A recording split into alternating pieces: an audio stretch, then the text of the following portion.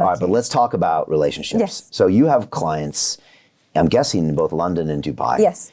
And you talked a little bit about these interesting standards. And I think you're right. I mean, there are so many options here that maybe you don't have to have that significant other. Whereas in the UK, in your life of toil and darkness, you need somebody to hold on to at the end of the day just to make it through. Yeah, I was so, like, sometimes I'd have clients come to me and there'd be these awful toxic relationships. So they don't even like each other. They genuinely hate each other. They're not even attracted to each other. They have nothing in common and they're fighting to make it work. They won't let go of each other. And I'd always have this kind of like, but why? I couldn't understand why.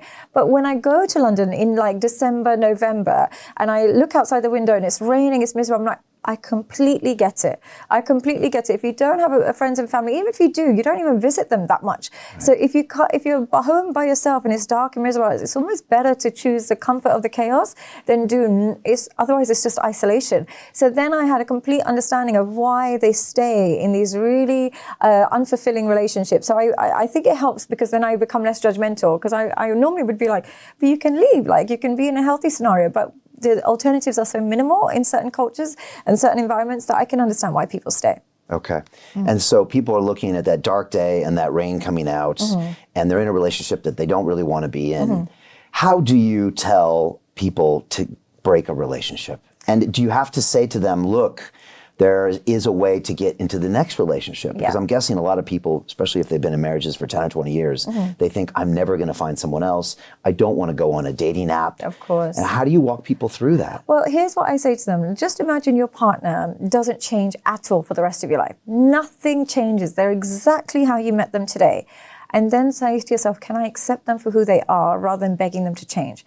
The moment you ask yourself that question, can I accept them? Because they're not going to change. Majority of people, even if you look at your own parents, I know my parents my whole life, they haven't changed drastically. Yeah, they're relatively the same people, which I'm glad, like I'm happy that they are.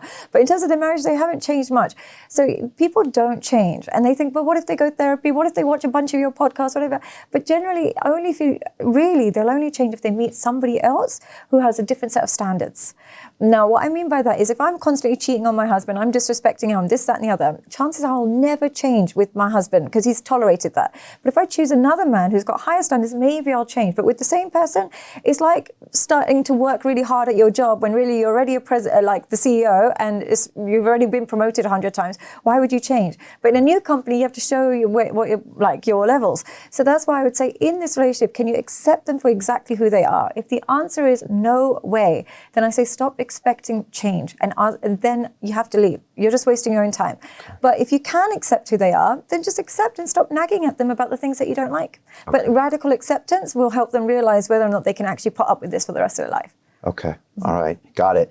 Questions about the alpha male versus the nice guy versus the fake alpha male. Oh, the fake alpha males, the ones with podcasts and telling everybody how alpha they are, they're the ones. But the problem with men out there is that I'd say by default, most of us try to be the nice guy because we don't know any better. And our moms probably taught us to be the nice guy and we get nervous around the women that are good looking and we just want to be nice, even though that's probably the worst thing to do. And so the next step of that is if you learn some game, then you try to be the alpha, which makes you the fake alpha. Exactly. And then over time, as you improve yourself and become more of a man, maybe you turn into an alpha. Yeah.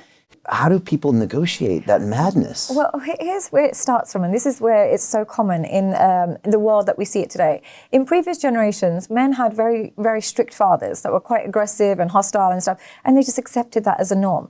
Now, the generation of men realize that was, or they think that was wrong, right? So if they had that strict, stern father, they hated that. Whereas previous generations has accepted that's how men come. And this is the first time we've got men that hate their fathers raising children. So what ends up happening is they think, I want to be nothing like my dad. My dad was so hostile. He was so aggressive. I want to be like as nice because I saw how mean he was to my mum. And they kind of have that mentality because they saw those kind of relationships where the man was the boss and the woman was kind of a bit more submissive. And they're like, that's wrong because that's what they've been taught. That's wrong. So they were like, I want to be so nice. I want to be the opposite of my dad is a mantra of every nice guy. My dad taught me everything not to be. So they follow the instructions of their mothers. What did mothers teach you? Don't argue. Don't stand up for yourself. Don't just listen. Just be obedient. just listen to me and feel sorry for me. That's what mothers teach their kids, feel sorry for me. So they go into the real world, and when they're engaging with women, they're like, I want to be nothing like my dad. My dad always set boundaries. My dad was a bit stern. My dad was a bit hostile. I want to be just nice because mum says that's what works, be nice. In the process of doing that, they emasculate themselves. So what they'll do is they think that the way to a woman's heart is by listening and submitting. They don't realize the way to her heart is showing her who you are and taking her into your world. They think, let me just adapt myself into her world. Let me go to the hairdressers with her. Let me go shop for lingerie with her. Let me just wait and carry her bags. Then she'll love me. But really, she wants to see what you are, who you are. She wants to follow your lead. So in the beginning stages, she might reward that. She might think, oh, it's great that you just answer the calls every day and you stay on FaceTime while I do my makeup and you just, pick me up anytime and you just carry my bags and you cancel your plans just to kind of watch me get my hair done. Later, she will miss the fact that you don't have an identity. And she'll miss the fact that you don't have that masculinity, and she will start to get more and more disrespectful. So it doesn't work being submissive to women. I'm not saying being hostile and being mean works, but what works really well is knowing your own identity and taking her into your world. But your world is one that is positive. It's not one that's harsh, critical, mean, or it's not this hostile kind of alpha male. It's a wonderful world, but she's welcome to it, but you're not going to contort your identity to impress her. Instead, it's just, I've got an impressive life, you can join me. But it's not, I'm going to drop everything and submit to you because you're so beautiful. And it's keeping that identity men find really difficult in this generation. And I don't blame them, by the way. Because so many times I'm like, well, just tell her that this is unacceptable. Or just tell her that, why should you accept that she, keeps posting horrible pictures on Instagram? Well, not horrible, well, like really, pictures on Instagram and keeps talking to her ex. Why don't you just tell her? And he's like, but in America, if you do that, no woman will ever accept you. She'll say you're toxic. She'll tell all her friends that you're toxic. Literally, no woman accepts masculinity. I've got no choice. And I thought they were exaggerating, but after I worked with a couple, I realized that they don't actually allow him to even have boundaries. He'll have no chance with women. So is that true, or is it just what they're telling me? I mean, that can't be true. That can't be true. No, that can't be true because, there are men like that. Yeah. Now, in America is a whole nother version. Maybe America is in an even more extreme version of London. Mm-hmm. And it's changing now a little bit, but it went very far, wokeness and all the weirdness. But maybe they'll say that they don't want that, but deep down inside, they want someone with boundaries and structure. And I know that based on how many women complain about how narcissistic their exes were. If they all liked nice, sweet guys, why is every woman talking about a narcissistic ex? So they're obviously dating men that are more narcissistic, or men with some kind of boundaries, or men with the ability to leave or have alternatives. So they're flocking to narcissistic men, and they're almost waiting for the narcissist to leave them and then complain about him and then post about him and then say how horrible he is. So they obviously do have an inclination towards men. And I think this is what's happened is because as men have either come in two forms in America or in Western worlds, they either come too nice or too narcissistic.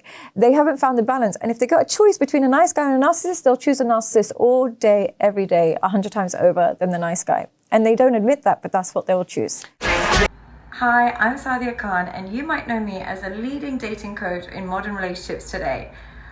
I work with men every single day to help give them the blueprint of understanding relationships, women, attraction, and self-esteem. So if you are feeling stuck in your relationships and you want to unlock your full potential, work with me today by clicking on the link, and I look forward to hearing from you.